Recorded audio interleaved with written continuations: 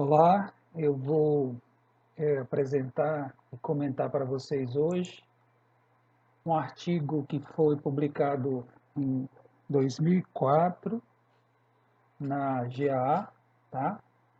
Na Global Aquaculture Alliance, certo? De autoria do Dr. Boyd, que tem o título Utilização Correta do Disco de SEC em Aquicultura, tá? Vamos ver aqui.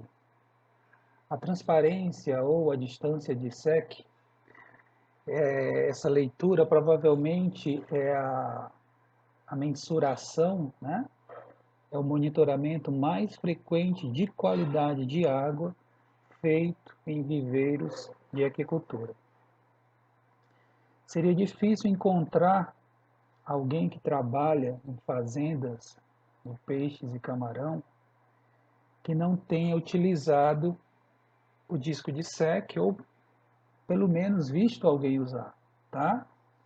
Apesar desse uso frequente, esse teste, podemos falar assim, né? A leitura é geralmente executada de modo incorreto, tá? E existem limitações na interpretação que não são completamente entendidas por todos. Portanto, esse artigo tem por objetivo apresentar o protocolo ou as orientações, tá? Para o uso correto do disco de SEC e de que forma a gente pode utilizar essa leitura no manejo de tanques e viveiros de aquicultura, tá? O que é que se pode fazer com esse resultado e quais são as limitações? Penetração da luz na água, certo? O disco de SEC ele foi criado ali na segunda metade do século XIX, tá? Por um padre italiano, Angelo Sec, certo? E a leitura de SEC ou a transparência de SEC é usado para monitorar a qualidade da água, principalmente quanto à abundância de fitoplâncton, certo? O disco de SEC se tornou um instrumento liminológico extremamente popular, tá? Para determinação da transparência da água. O disco de SEC padrão ele tem 20 centímetros de diâmetro com quadrantes pretos e brancos alternados. Ele sobre ele é amarrado uma corda, tá? Calibrada, querendo dizer com isso que com marcações, tá? Marcações de distância, né? A cada 10 centímetros uma marcação, a cada 15 centímetros uma marcação. E embaixo do disco é adaptado, é colocado um peso, um pequeno lastro, para que ele possa afundar rapidamente, certo? A transparência de SEC geralmente é relatada o resultado em centímetros. E nas águas naturais, né, em açudes, lagos, lagoas, né, e até mesmo no oceano, esse valor pode variar de alguns poucos centímetros até muitos metros, certo? Até muitos metros. A passagem da luz através da coluna d'água, ela pode ser descrita através da seguinte equação, tá? Existe essa equação, vocês estão vendo aí, I é igual a I0 multiplicado por E elevado a menos Kz. E o K é igual a 1,7 dividido por ds. O que significa isso? O I é a luminosidade aquática, a radiação aquática, a quantidade de luz que chega em uma determinada profundidade, que é o Z.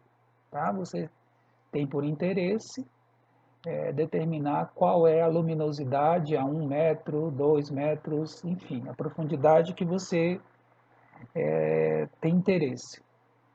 Para descobrir essa quantidade de luz aquática, você multiplica o I0, que é a incidência luminosa superficial, tá?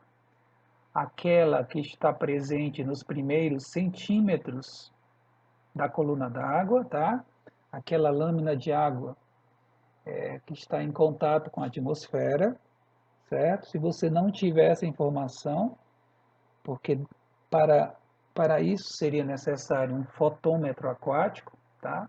Nem todos dispõem disso, você pode considerar que aquela quantidade de luz corresponde a 100%.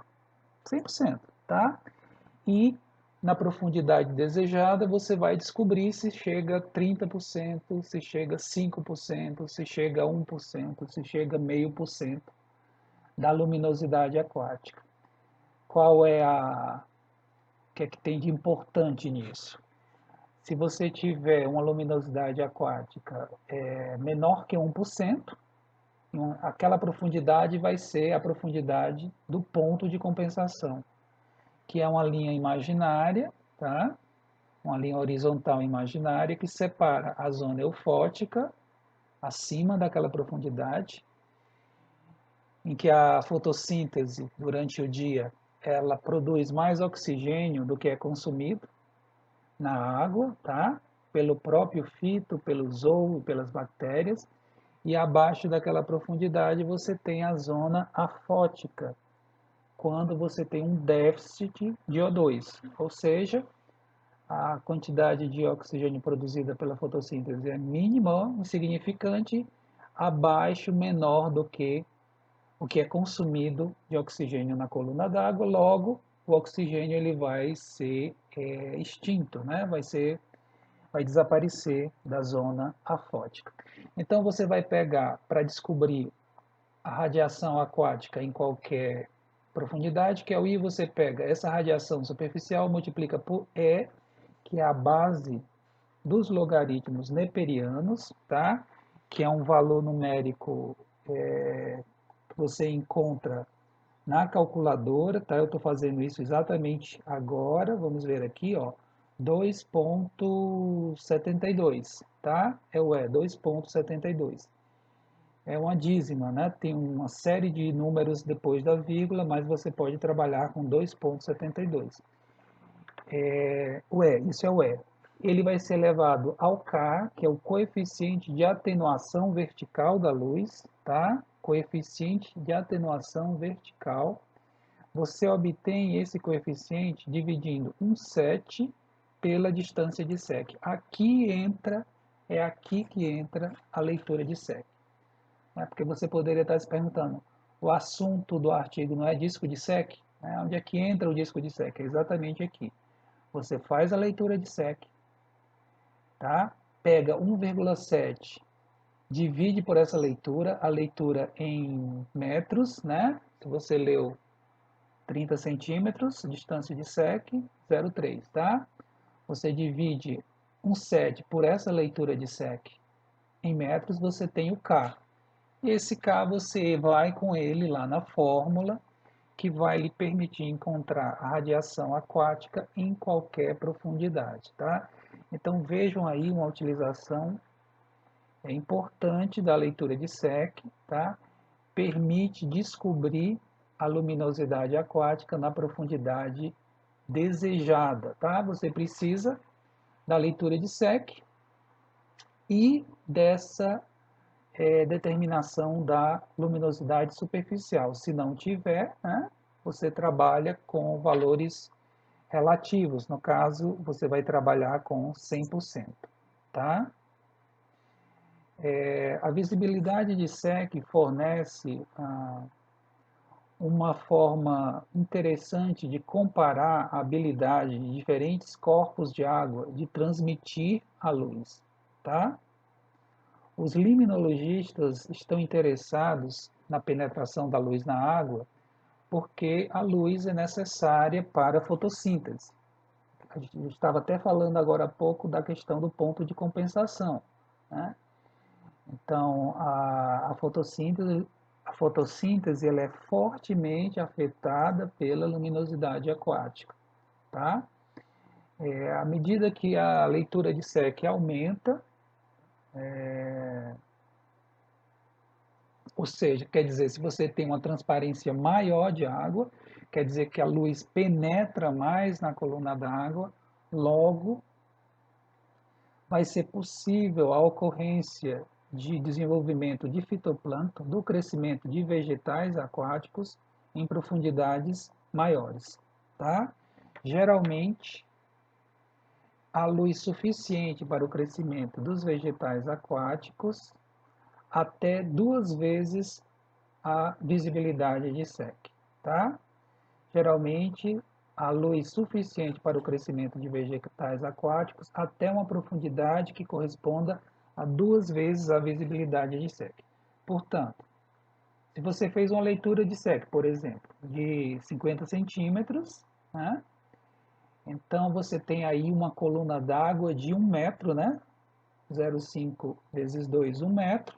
Você vai ter aí uma coluna d'água de 1 metro adequada ou que pode receber crescimento de fitoplâncton. Nesse caso do exemplo da transparência de 0,5, abaixo de 1 metro, você já teria, né, esse corpo d'água já teria uma luminosidade muito baixa, insuficiente para o crescimento dos vegetais aquáticos. Portanto, 2 vezes a visibilidade de SEC é uma estimativa grosseira da profundidade da zona fótica, tá? Em lagos, viveiros e outros corpos d'água, certo? Aqui uma simplificação, tá? Existem diferentes fatores para você, a partir do disco de SEC, chegar no ponto de compensação. Um muito utilizado é o 2.7, você multiplica a distância de SEC por 2.7. O professor Boyd está simplificando aqui, ele está sugerindo você multiplicar simplesmente por 2, tá? Então você pega a leitura de SEC, multiplica por 2, aquela informação vai ser, provavelmente ali você tem a profundidade do ponto de compensação. Você sabe que dali para baixo afótico, dali para cima eufótico, certo? Novamente, aqui a gente tem um interessante uso da leitura de SEC, né? Falávamos sobre a utilização dela para determinar o coeficiente de atenuação vertical da luz que entra na fórmula da luminosidade aquática em qualquer profundidade. E agora uma segunda utilização, você multiplica por um fator que vai aí entre 2 e 3, tá? Ele sugeriu 2, eu trabalho muito com 2.7, você pode trabalhar aí, né, com 2, 2,5. Você multiplica essa transparência de SEC por 2, 2,5, você tem a profundidade do ponto de compensação, tá? Orientações para a correta leitura da distância de SEC, tá? Orientações para a correta leitura da distância de SEC. Então vamos ver aqui o que é que se deve fazer para que se possa ter leituras corretas de transparência da água. Uma vez que a transparência de SEC é usada para comparar, né, uma vez que a leitura de SEC, a visibilidade de SEC é usada para comparar a transparência entre corpos d'água, um procedimento padronizado deve ser seguido nessa determinação, ou, em caso contrário, erros sérios de interpretação vão acontecer. Esse é um dos pontos mais importantes do artigo, pessoal. Você padronizar a leitura.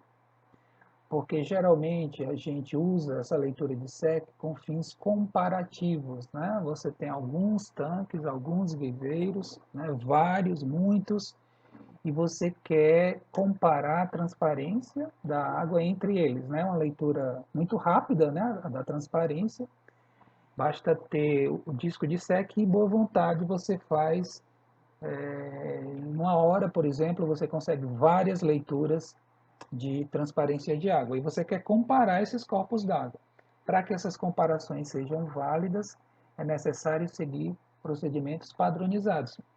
Ou seja, você tem que trabalhar da mesma forma toda vez que for fazer a leitura. quais são as orientações para a leitura correta da transparência da água. 5 pontos. O primeiro, o disco deve ser, ele deve ser submergido, você vai descendo o disco lentamente até que ele desapareça da sua observação, tá? Você não consiga mais enxergá-lo. Aí você faz uma primeira anotação dessa distância, tá? Em que ele desapareceu, certo? Essa distância vai ser justamente a interseção, o ponto de contato da linha d'água com a corda, né? A corda graduada, você vai pegar essa primeira leitura. Em seguida, você suspende, começa a subir lentamente o disco até que ele reapareça.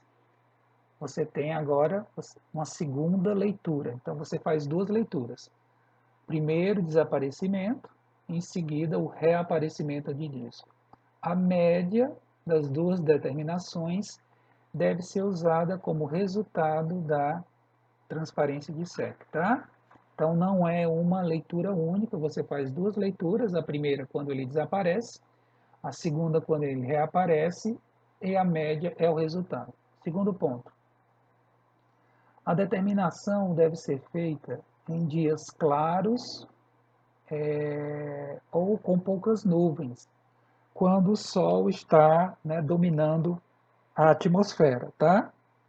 Se tiver um dia nublado, né, não é recomendado você fazer a leitura, porque você vai ter uma interferência grande aí, né, da luminosidade atmosférica, né, da oferta de luz, da presença de luz no ambiente, na sua leitura, tá? Aguarde um dia claro para poder fazer essa leitura. Terceiro ponto, a leitura deve ser feita tendo o sol nas suas costas, né? Significa dizer o seguinte, que você vai se posicionar de tal forma que o sol ele vai ficar atrás de você, certo? Para isso, pessoal, como geralmente essas leituras de SEC são feitas pela manhã, tá? Significa dizer que você vai dar as costas para o leste, que é onde o sol nasce, tá? Você vai dar as costas para o leste, né? E fica voltado, né? Você fica olhando para o oeste. Qual é o sentido dessa recomendação?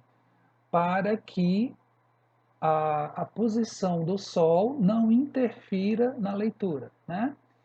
O que está por trás disso aqui, pessoal, é muito o horário de leitura. Para você conseguir esse posicionamento, você vai ter que trabalhar sempre naquela mesma intervalo de tempo, né?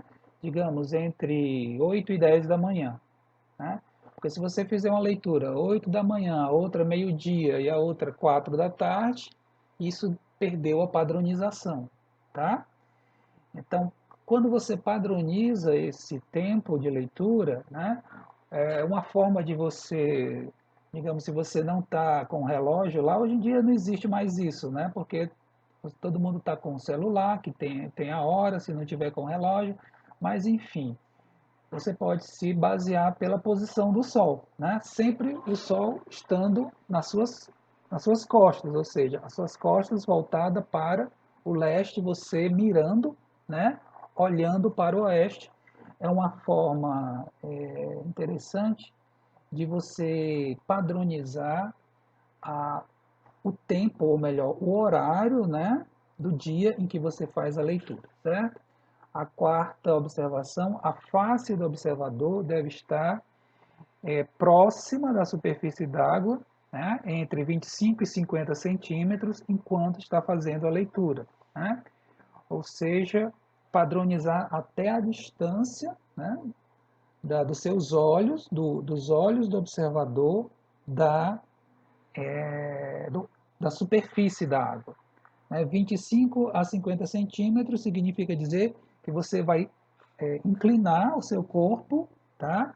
Em direção à corda, né? Em direção à corda, que no ponto em que o disco de Secchi está submerso, você vai inclinar o corpo e vai aproximar o rosto da água, né? Um pouco, né? Sem exagero, claro, tá? Você vai aproximar o seu rosto da água para fazer uma leitura precisa, né?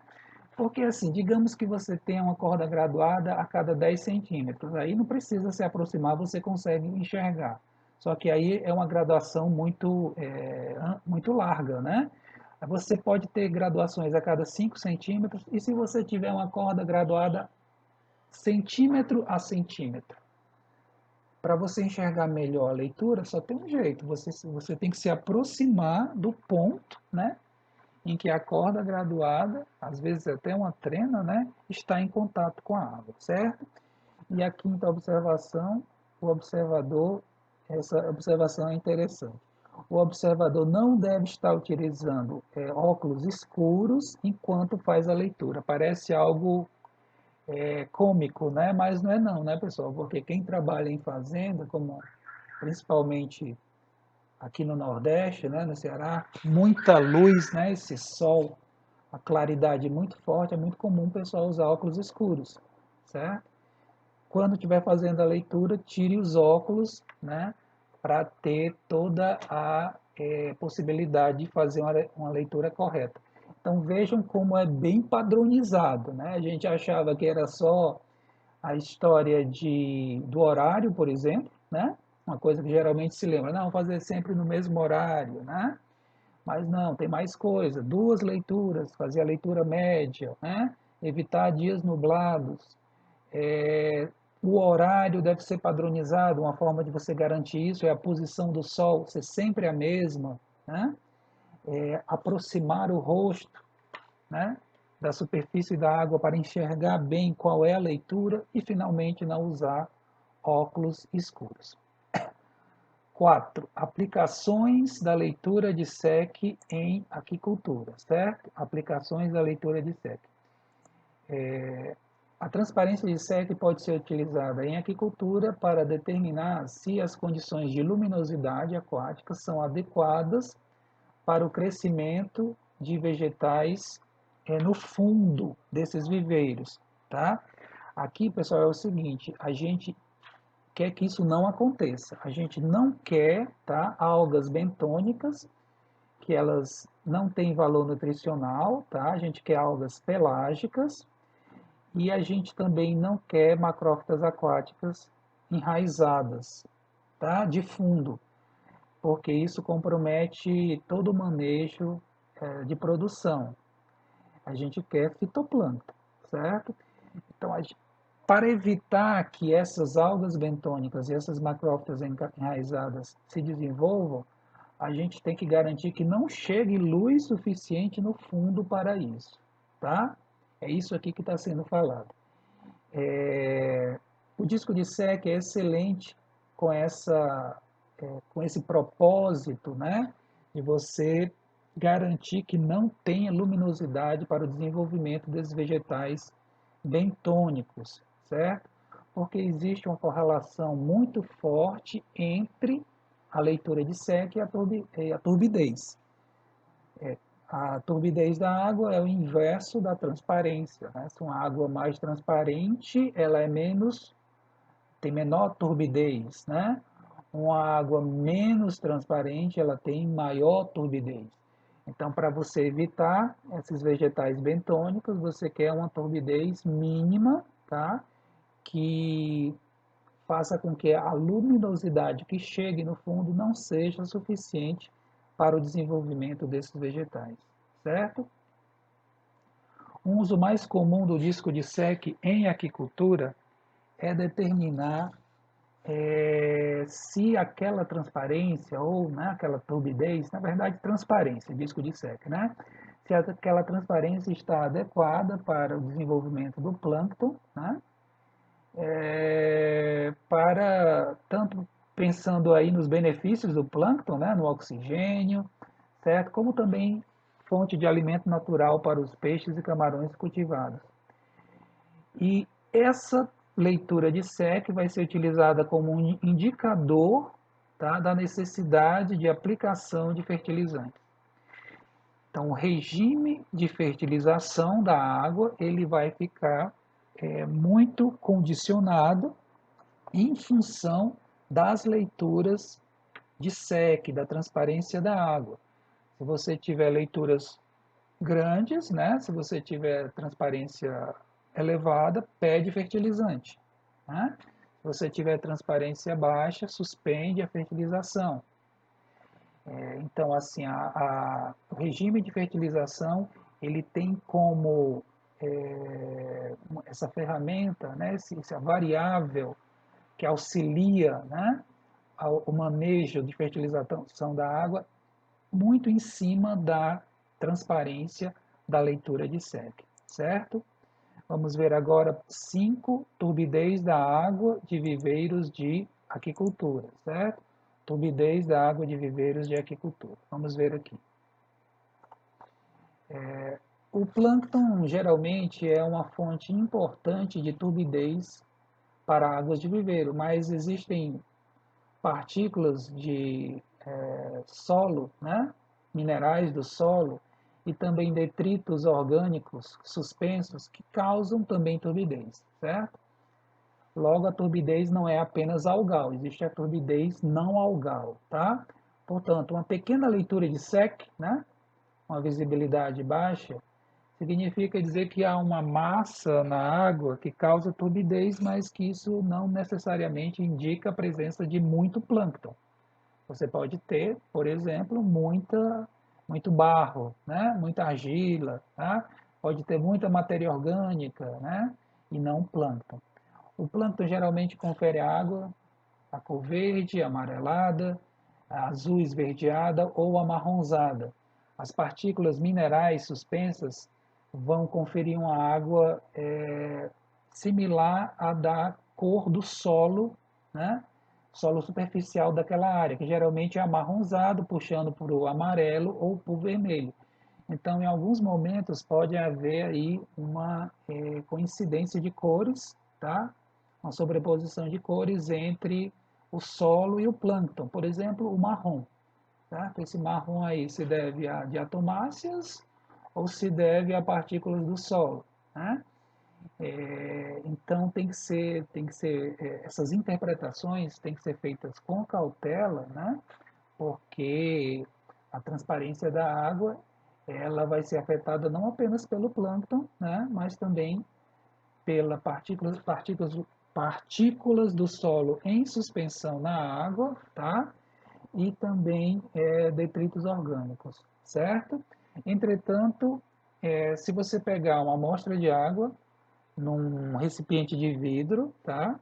Claro, como um becker, né? Um becker grande, assim, de 1 litro, e colocar contra a luz, você consegue diferenciar as partículas de matéria detrital, não viva, são geralmente menores do que o plâncton e tem uma forma mais regular, tá? E tem uma forma mais regular.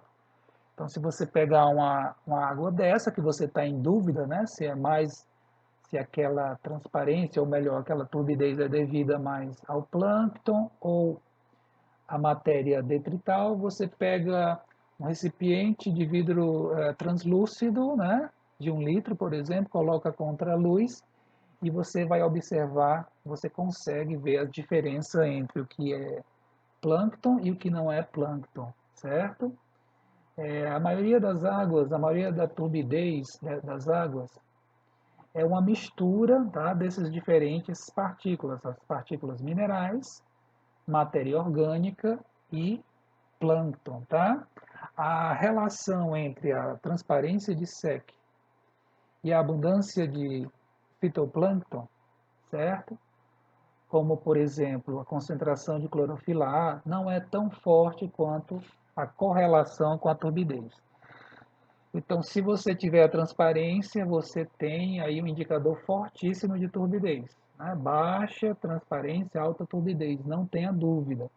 Agora, se você tem baixa transparência, não significa necessariamente que você vai ter alta concentração de clorofila A, que é indicador de fitoplâncton. tá? Tem que ter atenção, né? Para não cometer uma interpretação errada. Você, por exemplo, dizer que aquela água está com abundantemente a presença abundante de fitoplâncton, porque deu uma leitura baixa de transparência, mas isso não é verdade, é devido à matéria orgânica, a partículas minerais em suspensão.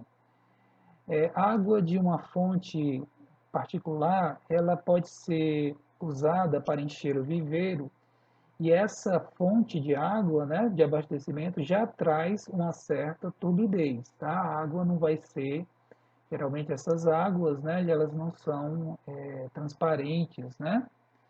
Elas já trazem turbidez. Em alguns viveiros, a água pode ser muito clara, enquanto que em outras elas podem ter uma turbidez bastante forte, tá? A adição de nutrientes nesses sistemas de aquicultura estimula a abundância do plâncton, vai causar turbidez, tá? E com isso a visibilidade de SEC vai diminuir abaixo do nível inicial, tá? Que ele chama aqui, o professor Boyd chama de background level, tá? O nível de fundo. O que, que ele quer dizer com isso? Você tem a água de abastecimento, certo? Você enche o tanque, o viveiro, aí você faz uma leitura inicial de transparência com o disco de SEC. Esse resultado é a sua transparência inicial, tá? Que não vai ser máxima, né? Pode até acontecer, né? De o disco de SEC bater no fundo, né? Você ter aí toda a coluna d'água, você conseguir enxergar o disco de SEC até o ponto em que ele encosta no solo, pode acontecer, tá? Mas geralmente, como essas águas de abastecimento, essas águas, sejam as superficiais, sejam as subterrâneas, como elas têm turbidez, você vai ter aí uma determinada leitura de transparência, e é essa a chamada turbidez de background, que é a turbidez inicial, certo? Esses guias do uso de disco de SEC, que estão apresentados na tabela 1, que eu já vou mostrar para vocês, eles foram desenvolvidos lá na estação de pesquisa de piscicultura, né, de aquicultura da Universidade de Auburn, no Alabama, que é onde o professor Boyd trabalha. Na verdade, trabalhava, porque ele se aposentou já tem aí uns 2 anos, né, se aposentou com 75 anos de idade, né? Impressionante, tá? Vamos dar aqui uma olhada na tabela 1, o que é que nós temos aqui, certo? Temos aqui 5 faixas de leitura menor que 20 centímetros, 20 a 30, 30 a 45, 45 a 60, maior que 60, tá? Para cada uma delas, comentários. Primeiro caso, menor que 20, uma transparência muito pequena, né? A turbidez muito elevada. Se essa turbidez alta for devido a algas, você vai ter problema de O2 ao amanhecer, se não estiver usando aeração mecânica durante a noite. E se essa turbidez alta for devida a partículas minerais, tá? Vai haver aí pouca luz aquática, né? Porque a partícula mineral vai competir com o plâncton pela luz, tá? Vai, por exemplo, dispersar a luz, vai absorver luz, tá? De tal forma que a produtividade primária vai ser prejudicada. Aí a gente tem aqui as faixas intermediárias, né? A recomendação aqui, o que seria a turbidez ideal, pensando em viveiros escavados, né, com profundidade aí de 1,20 m, no máximo 1,50 m, seria entre 30 e 45 centímetros, né, seria a turbidez ideal. E maior que 60 centímetros, você tem uma turbidez muito baixa, ou seja, água muito clara. Nesse caso, você não vai ter os benefícios do plâncton. É interessante você fertilizar essa água para que a produtividade primária ela entre na faixa adequada, né? Dê um conforto térmico, luminoso, né? Para os animais. Você vai ter o oxigênio fotossintético e também o alimento natural, certo? Vamos ver aqui. A transparência de SEC associada ao nível, a concentração do plâncton vai mudar em função da turbidez inicial da água, certo? Então, o que é que ele está chamando a atenção aqui? Essas orientações que vocês encontram na tabela 1, elas foram montadas, né? Foram idealizadas em águas que têm uma turbidez inicial entre 100 e 120 centímetros, tá? 1 metro e 1,20 metro. Ou seja, se a transparência inicial da água de abastecimento, né? Aquela água que você ainda vai fertilizar, que você ainda vai trabalhar essa água. Se a transparência inicial da água, né, essa background turbidez, estiver entre 1 e 1,20 metros, tá? 1 metro e 1,20 metro, você pode trabalhar com essas recomendações da tabela 1, tá? Que diz ali a faixa ideal 30 a 45 centímetros. Em caso contrário, você tem que fazer alguma adaptação, né? Se a sua a transparência inicial da sua água for bem menor do que essa, for, por exemplo, 60 centímetros, né? Você teria que fazer alterações naquelas recomendações para a sua realidade, tá? Para a realidade da sua fazenda. A transparência de SEC necessária para sombrear, né, o fundo do viveiro e prevenir infestações de algas bentônicas, geralmente é similar em qualquer situação, em todas as situações, independentemente dessa transparência ou turbidez inicial da água. Quando o disco de SEC é utilizado para avaliar a abundância do SEC, a mudança na transparência de SEC com o tempo é até mais importante do que a magnitude dos seus valores, certo? A magnitude dos seus valores. Vamos ver isso daqui. Eu vou só voltar um pouquinho à discussão que a gente falava sobre qual seria aquela transparência, a leitura de SEC, para prevenir essas infestações de algas e macrófitas bentônicas. A gente levando em consideração, por exemplo, que 2 vezes, né, pegando o artigo, 2 vezes a leitura de SEC é a profundidade de compensação, certo?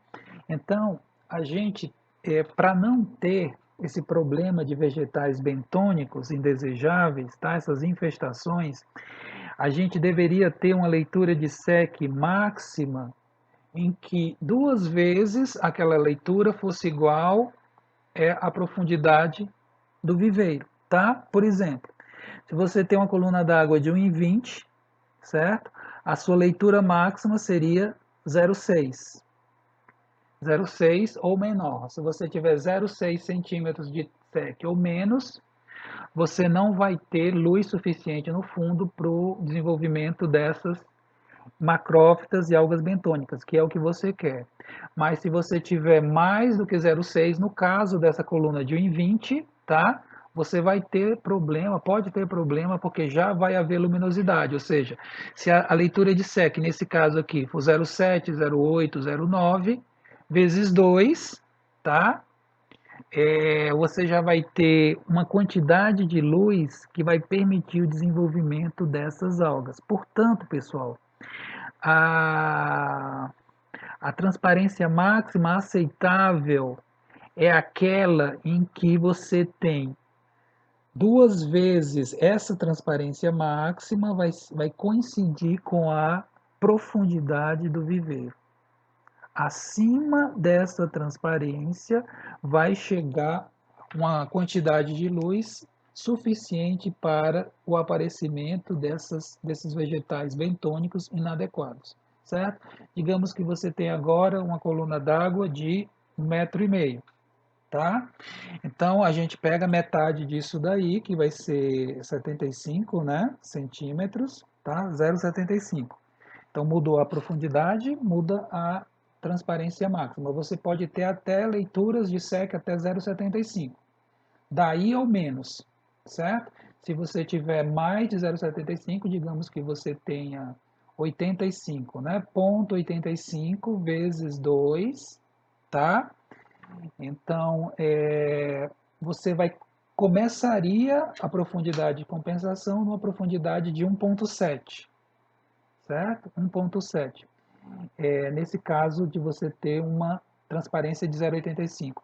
Só que a coluna d'água é de apenas 1,50, significando dizer que em 1,50 vai chegar mais de 1% de luminosidade, suficiente para o desenvolvimento desses vegetais, tá certo? Então vamos continuar da onde a gente havia parado. Mais importante do que as leituras absolutas de SEC é as mudanças de leituras. Mudanças de leituras. A transparência está aumentando com os dias, com as semanas. A transparência está diminuindo, tá? Quando a transparência da água, a leitura de SEC está aumentando, com o resultante declínio de turbidez, tá?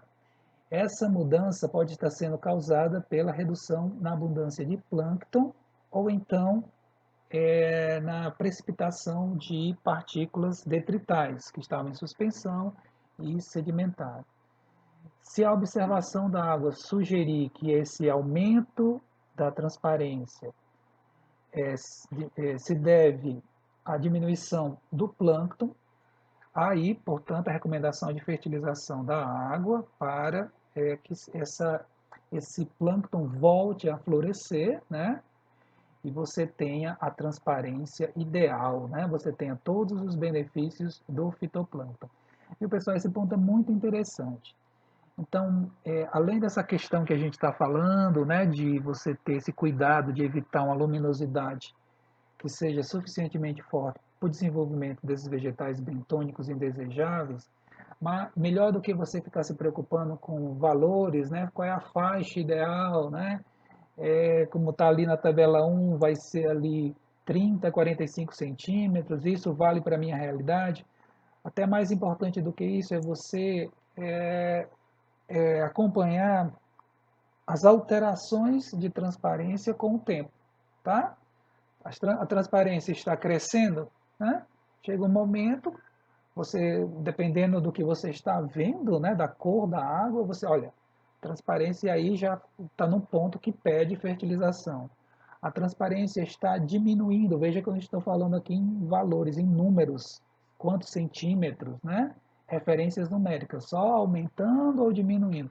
A transparência está diminuindo, chega a um ponto que você talvez tenha que, se está fertilizando, para de fertilizar, rever o manejo alimentar para ver se não está racionando em excesso, troca talvez até a ração, tá? Talvez esteja sendo produzida muitas excretas, ou até aumenta o regime de troca d'água para evitar que essa transparência caia mais ainda, certo? Após a aplicação bem-sucedida de fertilizantes, a visibilidade de SEC, espera-se, né, que ela diminua em resposta ao crescimento fitoplantônico, certo?